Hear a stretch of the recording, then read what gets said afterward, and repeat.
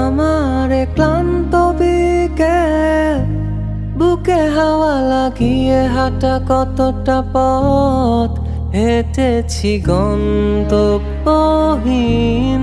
চেনায় শহরের গলি।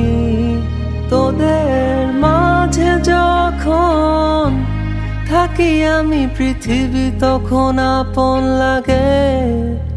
তোরা ভুলে যাস না কখনো আমাদের বন্ধুত্ব রঙিন কোনো ঘুড়ির মতো।